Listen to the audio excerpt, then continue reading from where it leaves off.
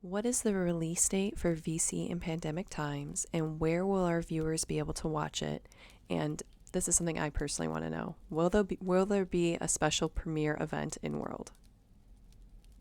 Yes, there will be a special premiere event in World with all, hopefully, a lot of the protagonists and of course Tom Bölsdorf, the main researcher, and his grad students who are wonderful. It's really cool. Like one of the guys, Evan, he was a World of Warcraft guy, and there's a funny anecdote in there where he did a paper on World of Warcraft, and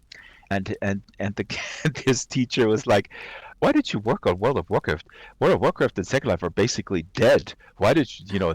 And he was like, "What the hell are you talking?" He was pushing back. Anyways, yes, there will be a huge premiere. It will be gigantic. It will be the biggest thing ever, and it will be on January 21st, 2021. Um, 2022, and right? 22. Oh yeah. Oh boy. Yes, I'm overworked. The the right. So it will be on my YouTube channel. The very cool thing is it's basically sponsored, I would say, by University of California at Irvine through this National Science Foundation grant. So they gave me some money to have peace of mind, but I retain all the rights, how to present it, the edits, where to distribute it. So that this is the same deal with our digital selves, which is um, really awesome. I cannot complain. You know, people, if I throw out the number of money that they gave me to other documentary filmmakers, some of them go went like, "What? Did you work for this? What is that's just crazy?" Like, and I go, "You know what? I own this movie. I can put it on my YouTube channel. I can cut it up each way I want to. I have all the music. I can sell my own soundtrack." And then they go like, "Damn, that's actually a good deal."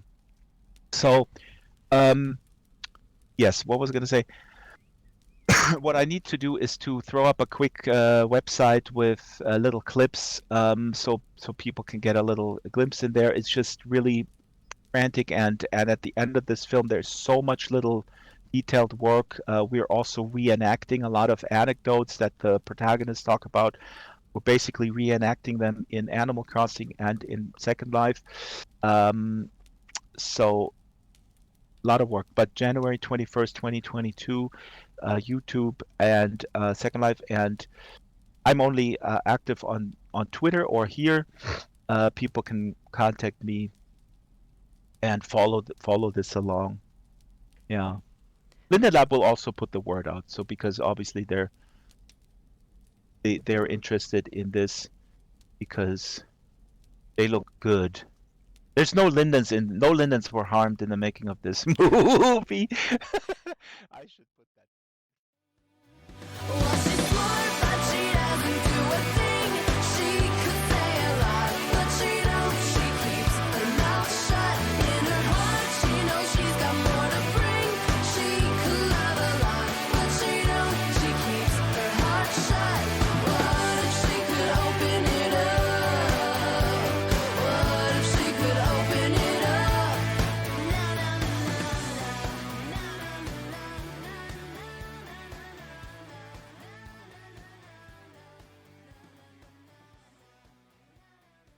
Hello, everyone, and welcome to Lucy Talks. Please remember to subscribe and like the video so YouTube knows we exist.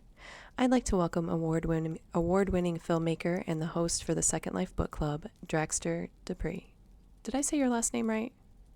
Yes, Yay! thank you so much, Lucille, because my name has been butchered over the. How long have I been in here? 14 years. It has been butchered. Despres. I've been called Dexter from that TV show, which I don't know anything about because I don't watch TV. I mean, it's incredible. This name has been mutilated, butchered. People should be in jail. Oh Thank you. man. Finally, justice. Justice to this name and my French ancestors that where this name derives from. I'm sorry, I'm rambling. Oh, you're Thank you for fine. having. Welcome to the show, Draxtor. We're very excited to have you here. First, we'd like to hear from you about your films. We have our digital selves, which I personally found very inspiring. And you also have a new project coming soon, correct? Yes, the new project is called, this is a working title, it's called Virtual Cultures in Pandemic Times. And this is, again, me following researchers from the University of California at Irvine, basically following them around as they study um, how people use virtual worlds and games during this pandemic, and how this community, or how whatever they do in these games, how does that reverberate outside. So this was a research grant that was awarded to Professor Tom Belsdorf um, in April 2020, and he proposed to basically study Second Life and a game called Animal Crossing side by side. And so he contacted me about this, and I was like, Animal Crossing, I don't even know what that is. What? You didn't know what Animal Crossing was? Well, it was April 2020. Oh, okay. Also, I'm old, and I don't even know what a Switch is. But then I said, okay, I'll do it, and I bought a Switch, and my son said, hey, can I have that Switch? And you're like, no, I'm going to return it after I'm done with this Oh project.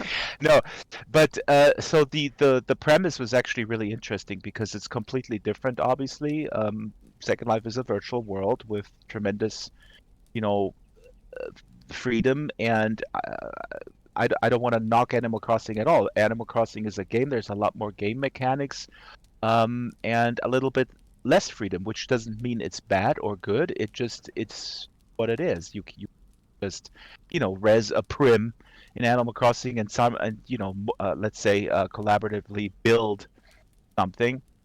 But so these things, there's a lot of differences, and so I followed with my camera. I followed the researchers, a couple of graduate students at UC Irvine, anthropology students, and I interviewed about, I don't know, I have about 80 hours of raw interviews minimum Oh wow. for this project, and I transcribed this stuff by hand. By transcribing, I mean I don't transcribe everything, so I listen to the interviews, and then I take notes that occur to me as very important, and I just write the timestamps. But anyway, it's an enormous task. It Yeah. sounds like it, but it sounds very interesting. Let's get back to our digital selves real quick here. It looks like it's won awards and was featured in a film festival, and it was definitely deserving of this recognition. What was that like, seeing your work so well received like that? These are good questions, Lucille. First of all, you get my name right and you ask good questions. Thank That's you. very good for for a narcissistic filmmaker like myself. I mean, no, but what was really amazing about our digital selves actually showing it in theaters at these festivals. I did not, plan this, but one of the protagonists in the movie, Shyla, suggested, "Why don't we submit this to film festivals?" And I said, "I don't know. I never submitted anything. I have won some awards as a music producer in other projects, so I know what a film festival is, but I never submitted anything. So we submitted it, and we were accepted actually in 6 or 7 film festivals, and I went to one of them in Pacific Grove, California. And what was interesting, some of the other protagonists went to others. I wasn't available to go there, but what was very interesting to see this on the screen and talk to people afterwards, because I think Second Lifers, at least I, assumed that people have an opinion on Second Life, right? Meaning they have, I always assumed people have heard of it. People may have negative, ideas about it through some bad press, through the hype days, all the stuff like perverts and whatever else people think. So this was always my assumption based on sort of my own interaction. When I talk about Second Life, it'll happen many times. Like somebody, oh yeah, Second Life, that's terrible. My sister-in-law cheated with someone, and her marriage broke apart. And people always have these stories. At these film festivals, a lot of people of various ages had never heard of Second Life. They watched this movie and they were like, wow, this is amazing, what people had no idea. And that to me was fascinating. Not only did they never hear of Second Life, and therefore also had sort of a blank. Second Life was a blank slate for them.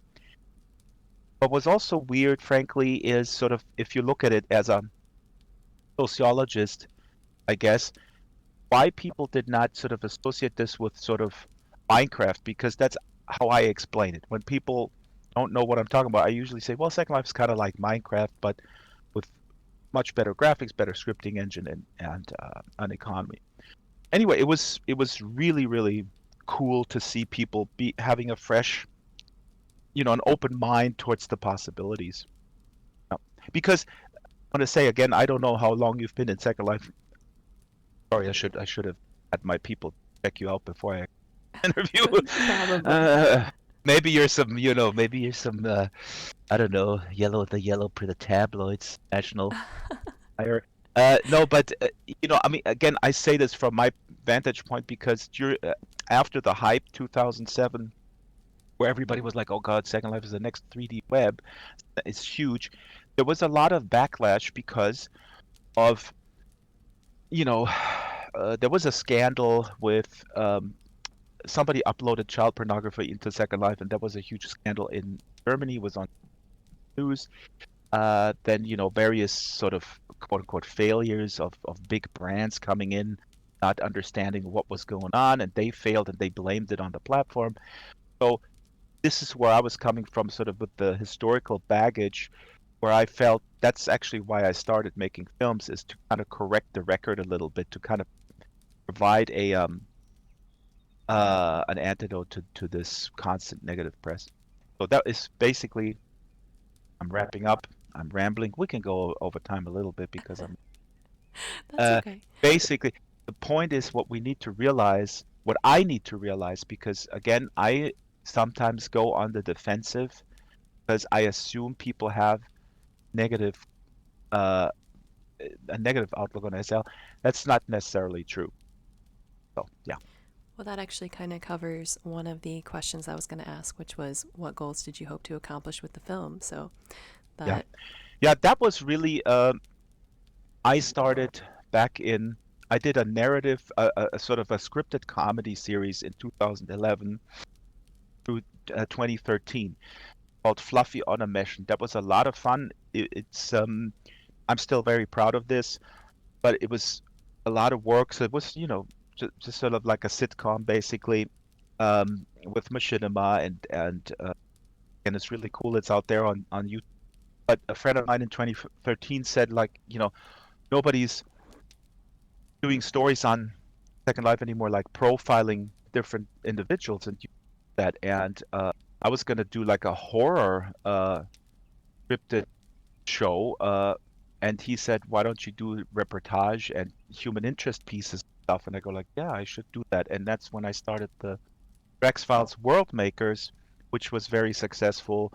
Um, 49 episodes profiling different people, and that's why I started it, and that's why I started in 2007 as well. But all this stuff is really to provide more balance, um, telling stories of marginalized people basically. And by marginalized, I don't mean necessarily people with disabilities or people from traditionally marginalized communities in the physical world, because like I said, I feel sometimes everybody in Second Life is marginalized in the sense that they're being sort of laughed at, right? A little bit.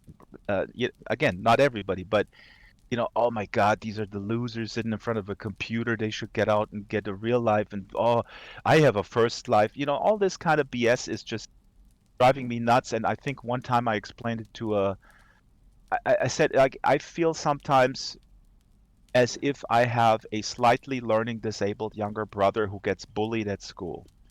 And I feel I need to tell everyone how this brother of mine is a wonderful human being. And I just want to hit other people in the face, basically, in a non-violent way, and that's why. in a non-violent way. That's Yes. great. You actually answered a few more of my questions in there, which is good for time, so that's good. Let's see here. The next question was, Second Life is such a great place for people with disabilities, which is something we don't always think of.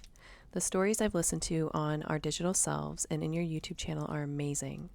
It's really opened my eyes to the possibilities of the metaverse concept. Is there anything you can think of that Second Life could do to make it even more friendly for people with different abilities in the physical world?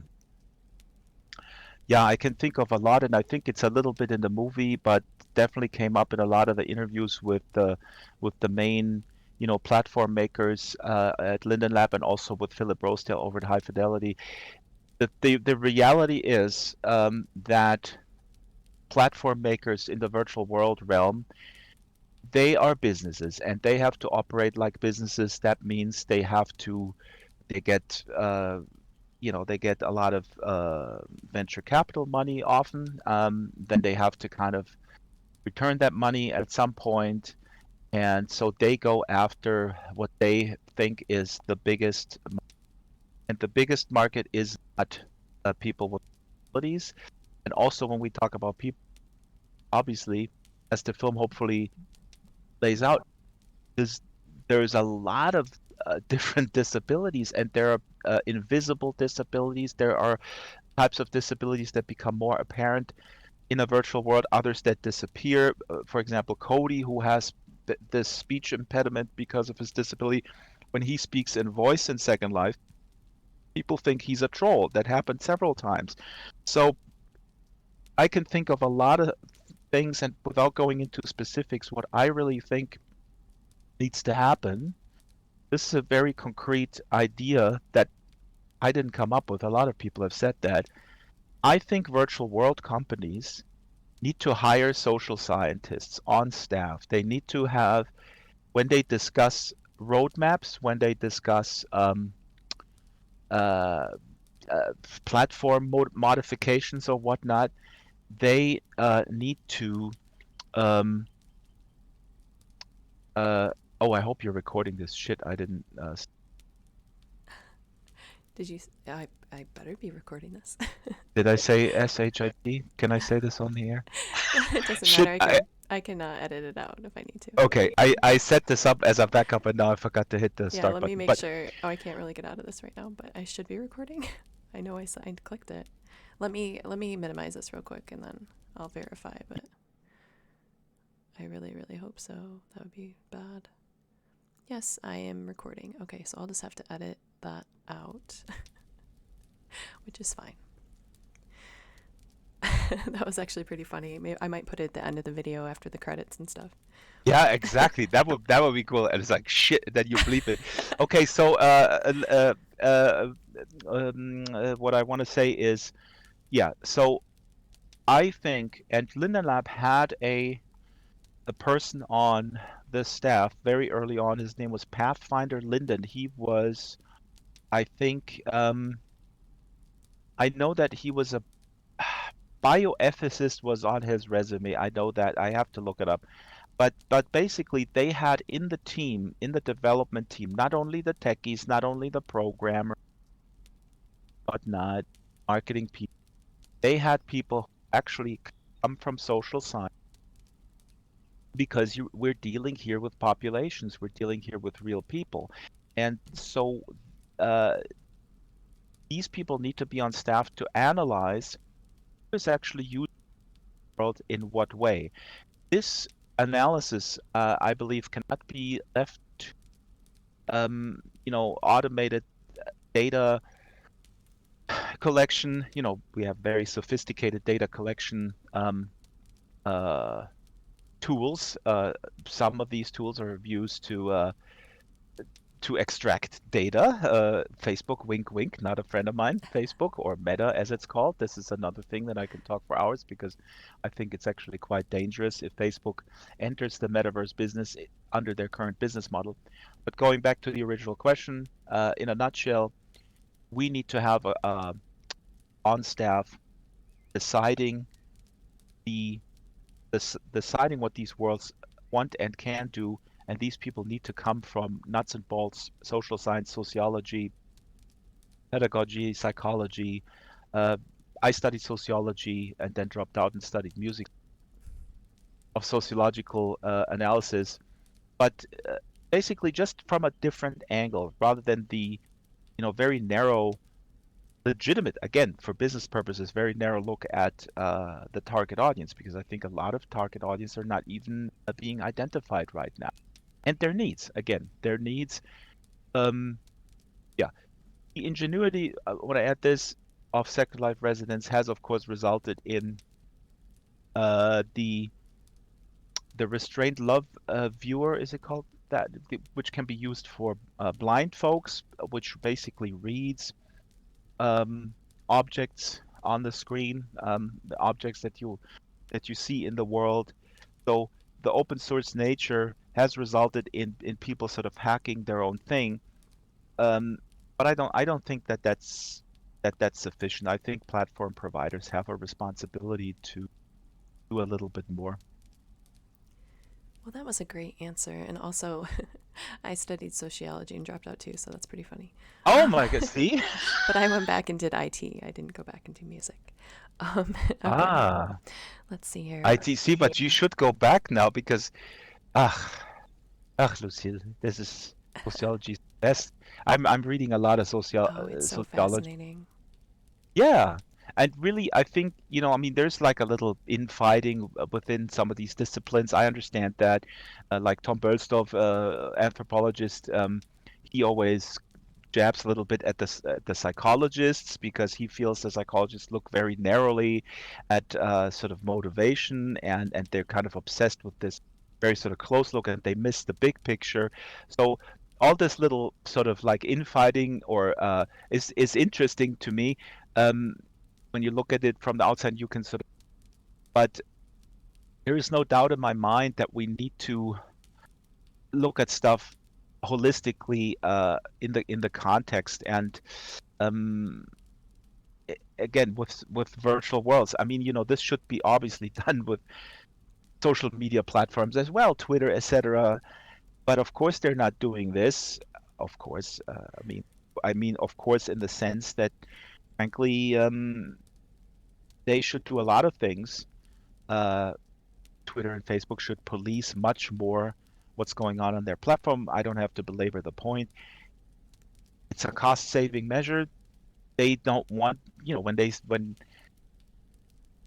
when these companies say, well, there's nothing we can do about hate speech on our platform. We can block this and blah blah blah. We all know examples of people barely blocked or sort of an overreach, and others not being blocked. In the case of Facebook, there is examples of countries, not the U.S., other countries where there's been hate speech rampant. And one thing that needs to be done is to hire more people to kind of basically police that. But anyway, this is a whole different different topic. This is a little bit of a Silicon Valley. I call it disease in a way, where Silicon Valley is sort of accustomed to the mantra, we're building the roads, and what happens on the roads is not our responsibility. I disagree. A lot of smart people, a lot of Silicon Valley insiders also disagree, because we see what happens when they kind of avoid that response. Anyways, Well, this kind of goes along with that. With the concept of the metaverse being so popular right now, what do you think Second Life could do to take advantage of this publicity and bring in more people and possibly bring back some corporations? yeah, that's a good question. And I have, as a Linden Lab contractor, I have weekly meetings, sometimes bi-weekly meetings with Brett Linden from the marketing department, and he's really fantastic. He's been in Second Life for a long time, and we just discuss this, or we actually frequently discuss it. And he said one time that he feels like in his mind, Second Life is sort of the cool, hip, sort of uh, small comic book store. It's not like the huge mega store, or with the comics book store inside of it or something, or but it's just a small hip store where like the hip kids go for sort of the little bit of the underground stuff. And I think he said that, I'm putting a little bit, I'm paraphrasing him, so take this with a grain of salt. I don't think that he meant to say that Second Life needs to not attempt to grow, but he meant it as sort of an image that needs to be sort of cultivated. Uh, and I think that's a great idea. Now, I think Second Life can grow tremendously um, in many, many ways. As I mentioned before, I feel that there is a constituency with older folks. I know I was at Linden Lab once, and somebody rolled my eyes at me, like in a nice way, when I said, you guys gotta really go after older folks, because this person basically meant like there's no money in it. I disagree. I don't have the numbers, but there's a lot of retired older people who are not digital natives, who have no idea what's going on here, but would have tremendous benefit and tremendous fun, but also have money to spend, disposable income, if that's the issue, right? I understand they want that Linda and I wants to go, and they need to go after all sorts of people, including young people. Um, we live in a time where not only has Facebook announced their foray into the metaverse tied to a headset, but also Roblox is very, very successful. Linden Lab needs to put up front and center, I think, in terms of marketing, what can be done with the Linden dollar, with the economy. The economy is huge here. Now, I don't know exactly what's happening in Roblox. Roblox is getting huge play, but I would be very surprised if Roblox can produce similar numbers in terms of economic activity. So I think that that's one topic that is not being um, highlighted enough by Linden Lab and others. We could all do it. Maybe there's some synergy here. I'm not faulting Linden Lab for it. This is not a criticism. They're working super hard, and it's very, very difficult to work at all these strands at the same time. But that's something that I think needs to be done. Now I forgot your original question. I think it's about like how to grow or what to do and how to bring corporations back. Now this is the thing. Oh yeah, right. So and I did a lot of pieces. Like if you look at my channel, really shitty machinima work because I didn't know how to screen capture, so it looks really crappy. But it has historical value.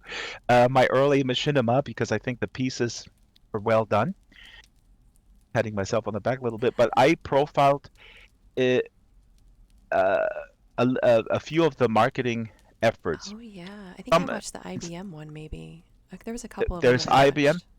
yeah, and there's one about a Paco Rabanne perfume, which was not a bad I idea. did watch that one, and they delivered it to your house. That was They so delivered it to the interesting. house, yeah. So in world they had parties, and then you give them their real life Yeah. address in some select cities in the world, and then they deliver it to your house. I happened to be in a city that was listed, so I did that. And of course the guy who delivered it was very nice, but it was not a young blonde woman. It was an older guy with a receding hairline. Now that's okay. This is first life versus second life, Right. but that was not necessarily a bad idea. Um, in terms of marketing, but the problem with all these things at the time, why they frankly failed, in my opinion, was they did not understand how important community is in Second Life. Second Life is not a freeway where you put up a billboard, not not a location. Put up a billboard and people will look at it and go like, "Wow, this is cool." Get that drink. Second Life is a world that is gigantic, and people come in here not to look at billboards. They come in here to I would say get away from the billboard. So you have to put a lot more work into a campaign as a big corporation or medium size or whatever. I mean, just talk to these corporations should talk to individual Second Life businesses, the successful ones, and ask them how did you get noticed? How did you get, your Second Life brand so successful? And they will tell you it's a lot of work. You got to be there. You got to do customer service. It's not enough to open a place and have it not staffed, for instance. I mean, in the early days, Adidas had a huge shoe store with nobody in it. It's completely ridiculous. All they needed to do basically is if they had hired 3 or 4 people who would be in the Second Life Adidas store to talk to people and engage them, I think it would have gone differently. But they basically treated it like a website, which is ridiculous. And I don't know if marketers or companies have learned this lesson. I'm not confident that as on a whole, uh, that the marketing people have understand how different this is from social media marketing and from sort of website. Yeah. Right. That makes sense. Yeah, that makes a lot of sense because people, like you said, it's not about location. People don't just wander around. Well, they do some a little bit, but Well, they not a do. lot. Yeah, they while they do, yeah, but the big point is the big point is um, community, and that requires hiring people, paying people. Along those lines goes also my opinion about the greeters. I'm completely convinced that if you hire greeters and you pay them well and vet them, so that you don't hire trolls, but the hand holding in the beginning of going into a virtual world is so important. Now, marketing people, selling people, they want to save money, they want to be lean and mean, and the ROI needs to be big, so they don't like they want to save on human resources. I don't think it works that way. This stuff cannot be automated. I know people have been arguing like, oh, the big AAA games, they have like these cool automated tutorials with cuts, scenes and whatnot, and the non-player character is showing you around and stuff like that. I really don't think that this works in the virtual world context. There needs to be human beings. They need to be paid, and they need to be sort of staffed around the clock. Um, if you talk to anybody in Second Life, and I talk to hundreds and hundreds, if not thousands of people, they all say one thing: that I stayed because I had someone hold my hand, or someone came up to me and said, "Hey, you're new. Welcome. How can I help you?" Well, and that's something that one of the things that I would have loved to see coming into Second Life. Other platforms that I've been on, there's like a global chat where like newcomers could possibly, ask questions and stuff like that. Ah, yep. I mean, it's something that would tie everybody together. You know what I mean? Like, 'cause when I first got Mm-hmm. here, I kept going to the empty places. Like, there was no people around. I didn't know how to use the map. I didn't know what was going on. And I was like, this whole thing, there's nobody here. I was like, why am I even here if there's nobody here? Yep. I did persevere and I did continue to look and I did eventually find people, but it did take a while before I actually figured Totally. out where to go. Absolutely. This is a great example because I assume that you had this tenacity because somehow in the back of your mind you kind of knew like this is worth it. This is something that is pretty cool, so I'm gonna spend time. Most people don't have the time, they don't want to spend it, and they the purpose of it. Um, this is a great idea. So global chat where you can access uh everybody or some sort of channel. I had the idea of a 24/7 Second Life radio station where you start and then you get an iPod or Oh my have gosh. iPods, Yes, that is and then you can exactly. tune in, right? And so instead of saying, "Hey, welcome to Second Life. My name is Draxtor Despres. 8 in the morning. Let's play some Europe. The final countdown. Oopsie daisy. I'm stuck in 1984." And then you'd say a little bit, "Hey, Second Life. Did you know that Second Life is bigger than the Welcome Island?" "Oh, sure it is. Here is Right? Lucille Antoniette talking about her experience. Hi, Lucille. Hi. What's happening?" Sorry, I'm just. That's how I sound. That's Is that not what you're your voice. saying? No, you don't. No, You but don't. okay. See, and I submitted a ticket about this and everything because everybody gets an iPad. Well, at least the females do. I don't know about the males. When you first start, and it would be so Hmm. easy to make like a social media platform on the iPad using the web section of the profiles and then put a Yeah. chat in there that's a global chat, and they could even put a link to a radio station or something like that in there as well. Yeah. Yep, and some other links, maybe Flickr stuff and the tutorials.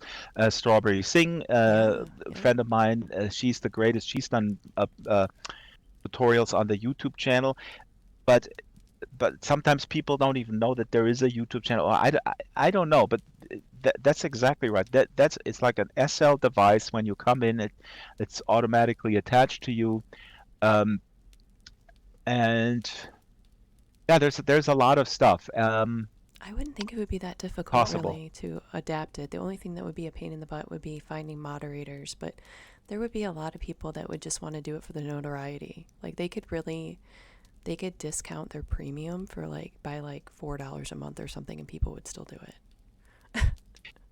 You know what Yeah, I mean? absolutely. I can tell you one thing that that I say in almost every interview because I think it's important. And I know that there's maybe a handful of people in Second Life that don't like me and that they feel I'm some sort of propaganda tool using Linden Labs shortcomings or whatnot.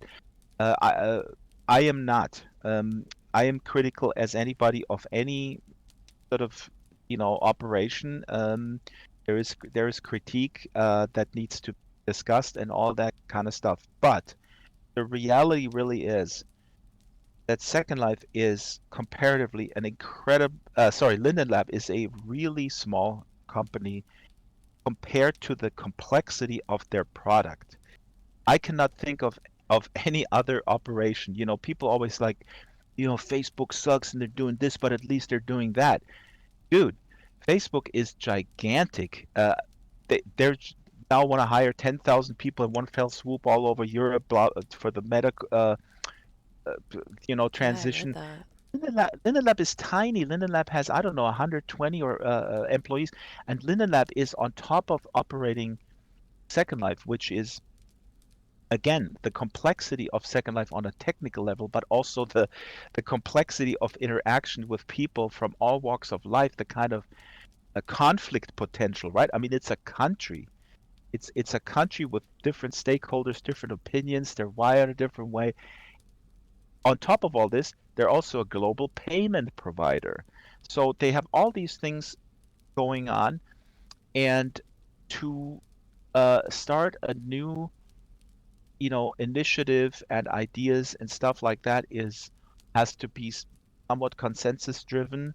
So I just want to caution listeners, viewers, before they, before they go like, "Oh, F you, Linden Lab, why don't you do this?" I mean, you you go into any Second Life related forum, and that's not unique to Second Life, but people go like, "Ah, I would do this and then it would be awesome." No, you shouldn't do this. You should do that.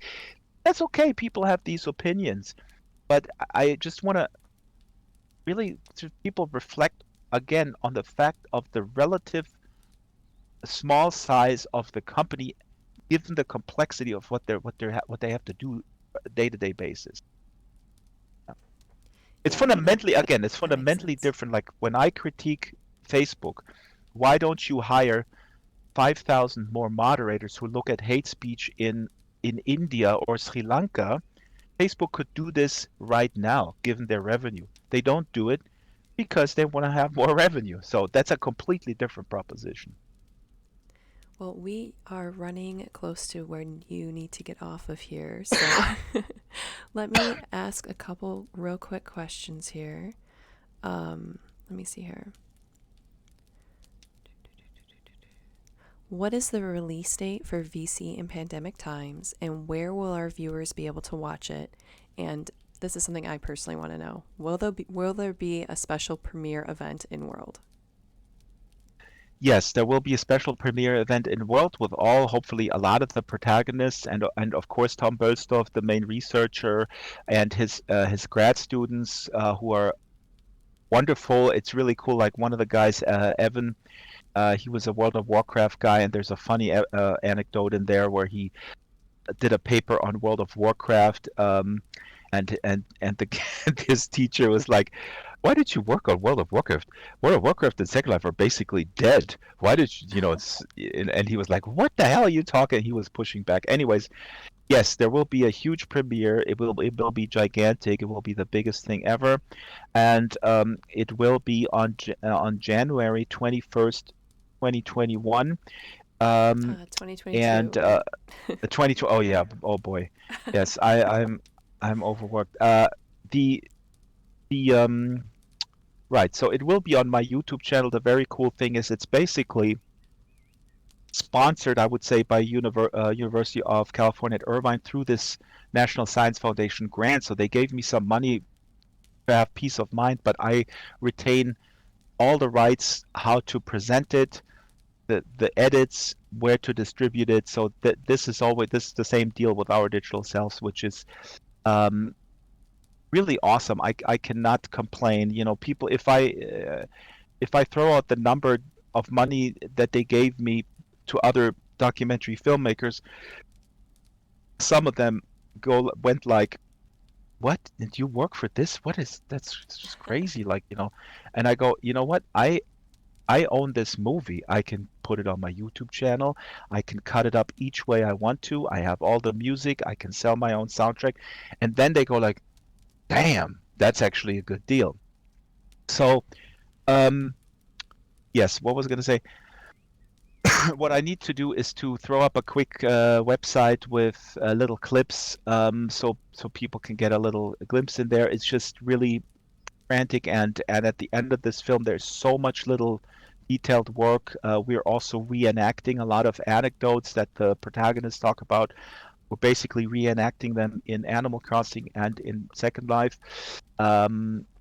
So a lot of work. But January 21st, 2022, YouTube and Second Life, and I'm only active on Twitter or here. People can contact me and follow this along. Yeah. Linda Lab will also put the word out. So because obviously they're interested in this because they look good. There's no lindens were harmed in the making of this movie. I should put that Well, somewhere that on the sounds post. great. Maybe I can show up and interview some people on the red carpet or something. Yeah. But Oh yeah. I don't think we're gonna really have time. I had a bunch of questions about the channel itself and the book club and everything.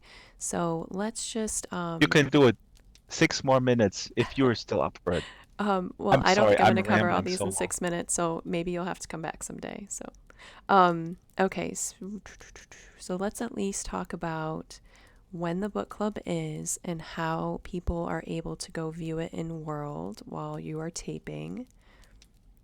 And then I Right. The have a book couple club more is every questions. Wednesday at 12 o'clock Second Life time. Sometimes there's special times depending on the guest. And there's Book Club Island. If you look on Second Life destinations, it's featured destinations. And this it's a book club archipelago. There's 3 islands now. They're connected, and we try to build a new world that reflects the author's themes every week. Ruby and Isabel are building these worlds. My volunteer team, it's just tremendous. These are authors. These are sort of real life authors who, in many cases, have again not heard of Second Life, are not anywhere near games or virtual worlds. I onboard them for about an hour each. Some of them are skeptical when I first approach them.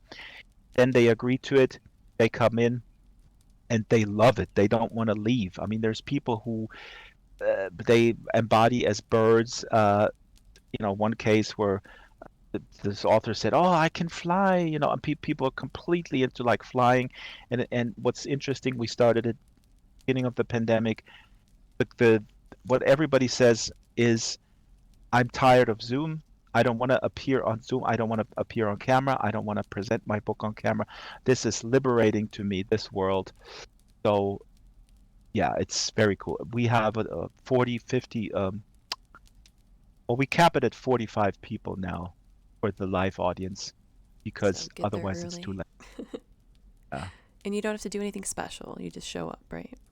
Yeah, you show up. Sometimes people show up 2 hours before, Oh, wow. depending on Okay. the author. Good to know. Yeah, there's some like Ted Williams, who is a famous fantasy author, but also wrote, to me, in my mind, one of the most important books on VR called Otherland back in the 90s.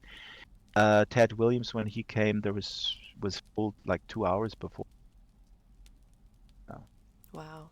Well, I'm going to ask a question that I know everyone is dying to ask, okay? Do you do Mhm. your own wardrobe? Okay, well, that's a nice rephrasing of the usual question, which is, why haven't you changed your t-shirt since 2012? Now, the answer to that version of this question is, I don't know how to, because if I do, then I don't Actually, there is some fun stuff where I had to message Strawberry in total panic because they're like, I don't know why is my the color of my neck different from my arms. Please help me. And Oh she was no. IMing me back like, well, it's the layer, it's the layer. And they go like, what are you talking about layers? I don't know what's going on. So I did these pants and the shirt are made by Loki Elliott from Escapades. Loki Elliott is an incredible creator in Second Life. Escapades is his island and his brand on the marketplace. He has amazing steampunk games. He's scripting. I mean, incredible this guy, and he custom made the pants and the shirt, and they're not available anywhere else.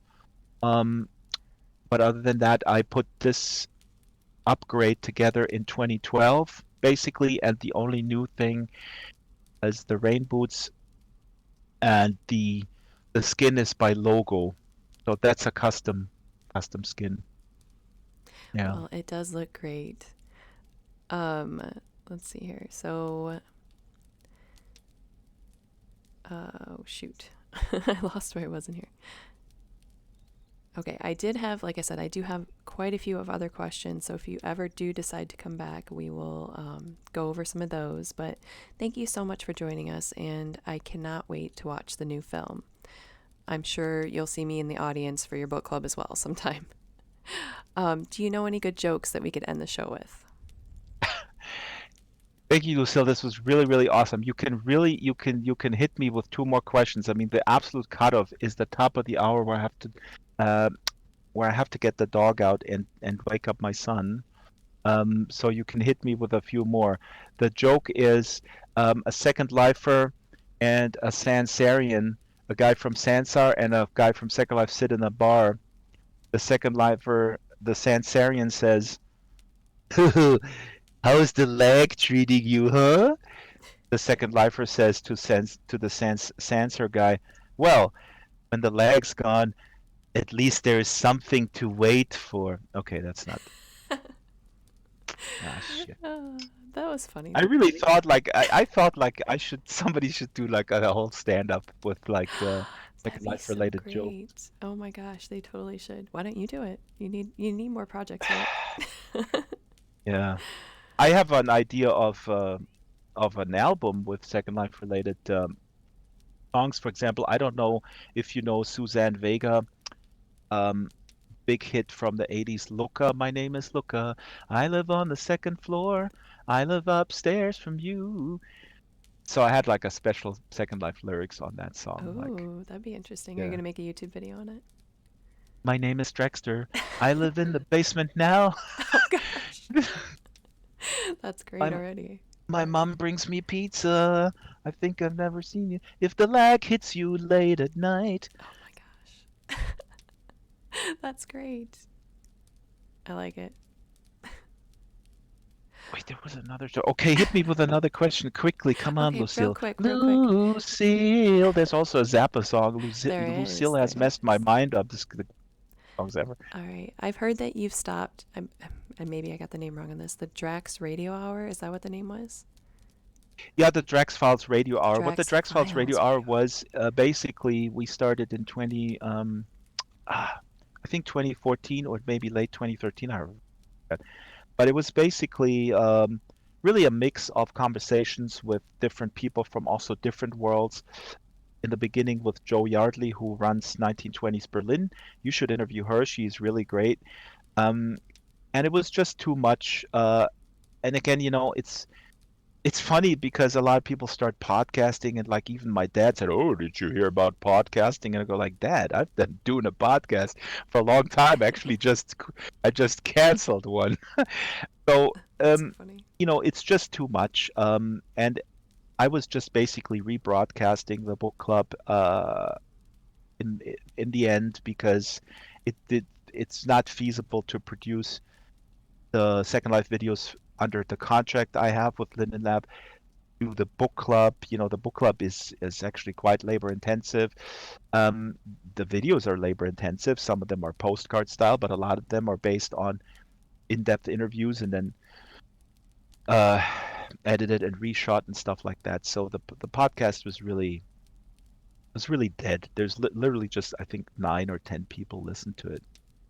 That makes That's sense. totally, That makes sense. you got to be honest. Like, e- I say this to younger people often, and there was one really great article a while ago about these top YouTubers, really the top people, ones with millions of views, young people in their 20s, and yeah, they make shitloads of money, but they're also burned out. I'm at an age where um, I've never been completely burned out, but I've been burnout adjacent in terms of producing stuff. When I was young, we were in the recording studio literally 50 hours a day for weeks on end. Can't do that when you have a family anymore. But still, I tend towards this workaholism for my own sake. I don't feel I'm exploited by someone. If anything, I'm exploiting myself. But I'm looking at this tendency of people trying to make it on YouTube or other platforms, and they run themselves ragged. And you got to be really careful. You have to. There's a guy, Ryan Schultz, who's a nice guy. He's in Second Life Sansa everywhere, and he has a blog, and he was trying. I think he still is trying to be sort of the voice of all the metaverse. That's a cool goal. But he used to start with like the daily metaverse thing, the daily, my advice, and I've come from radio and I produce daily stuff on terrestrial radio back in California. If I would give any advice to people who do this on their own, people who are not employed by an entity, don't ever promise something on a daily basis I because you're gonna agree. kill yourself unless you're a superhuman. Just don't start something. You see what I'm saying? When you start a new media endeavor, uh, just don't promise anything in the beginning and just see how long does it actually take you uh, to produce something while retaining your peace of mind. And then when you're confident you can do it weekly, then you do it weekly for a while, and then maybe you double up on it. But don't go out like, "Hey guys, on in February I'm gonna start my daily metaverse channel." Right, right. It's Although you yeah. do need to post on YouTube at least like twice a week, otherwise the algorithm will forget you even exist. So just throwing that out there. Oh, absolutely. But see, this is the dilemma. The dilemma is, of course, you want to be a slave to the algorithm. This is a bigger conversation. The algorithmically driven platforms Right, are right. really uh, turning everyone to a wage slave, and sometimes not even a wage slave because a lot of people don't get paid anything, and they get constantly that carrot dangled in front of them, like, oh my God, you're gonna make it big. And this algorithmically driven stuff. Now, I'm not advocating here, Lucy. Don't get me wrong. Of course, you need to be smart about it. All I'm saying specifically is be realistic with what you can churn out there in terms of content. I mean, in terms of core content. Like, if you want to do an interview show, really be realistic on paper. Like, how many hours does it take you to put it together from start to finish, and then go from there. Of course, the posting on that kind of thing. Um, I mean, that's easy. You can always do that, right? So that's not what I'm talking about. I mean specifically, be careful what you promise when you when you start out, I should say. Right. That And all and makes that's sense. really, let me see what you promise here. You're an aspiring Second Life celebrity. Now that's good. I approve of that. So that's cool because that is I love that. And then you're not promising. For example, you could write here on Twitter, if you write here aspiring SL celebrity, my YouTube channel Lucy Talks is coming soon, so that's perfect. But what I'm basically saying is only like if you would have written my YouTube channel with daily, right? With Right, daily right. updates on. I mean, it's gonna drive you. You're gonna drive yourself mad.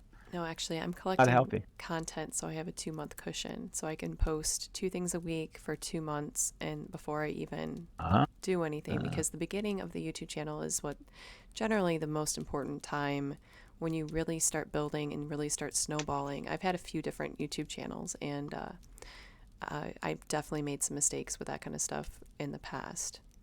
So I'm Damn, trying to do Lucille, it you're right so this smart. time. This is all because of your botched sociology studies. That's why I you're know so it smart. is. That's what it is. Yeah, Well, thank you so much for being here. And like I said, maybe eventually we can convince you to come back and talk more about just the absolutely. channel in general and the book club and stuff like that. Um, okay, everyone, please remember to hit the subscribe and like buttons and leave a comment on who you'd like to see interviewed next. Until next time. Well, she's smart, but she doesn't do a thing. She could say a lot, but she don't. She keeps her mouth shut. In her heart, she knows she's got more to bring. She could love a lot, but she don't. She keeps her heart shut. What if she could open it up? What if she could open it up? Na na na na na na na na.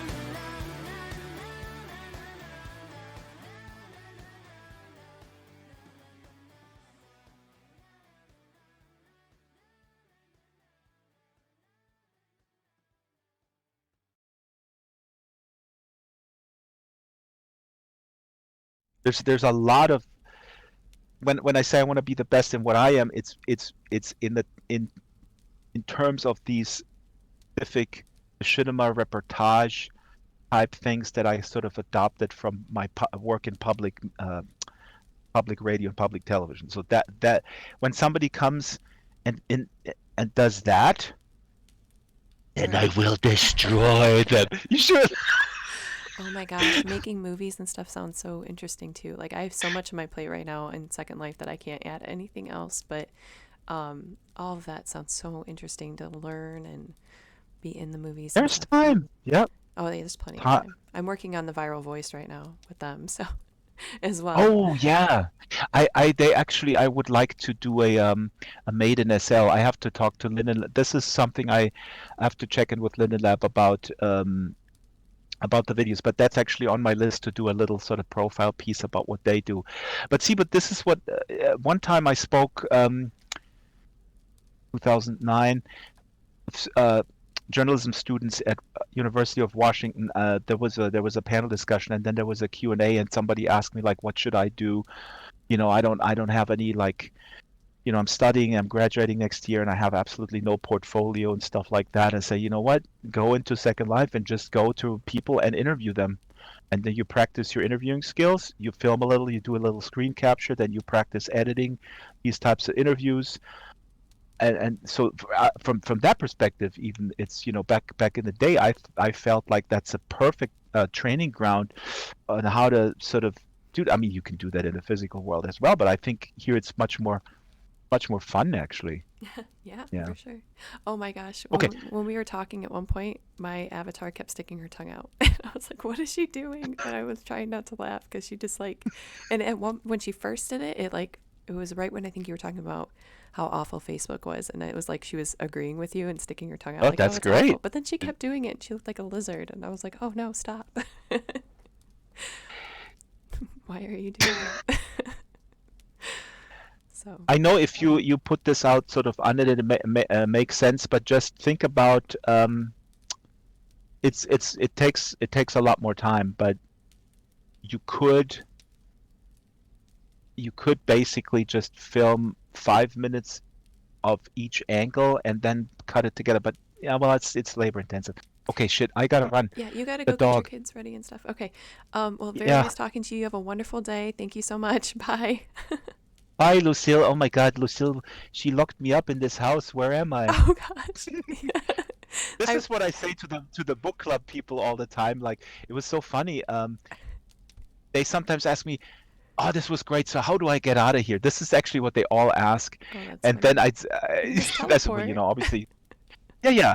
But they try to be also like asking sort of what's the etiquette, and then sometimes that you know, if you just quit, some people feel that that's poofing and they don't like it, so people walk away, and Charles Yu, who is the National Book Award winner. He's a really nice guy, one of the greatest living American sci-fi authors, not even sci-fi, just in general.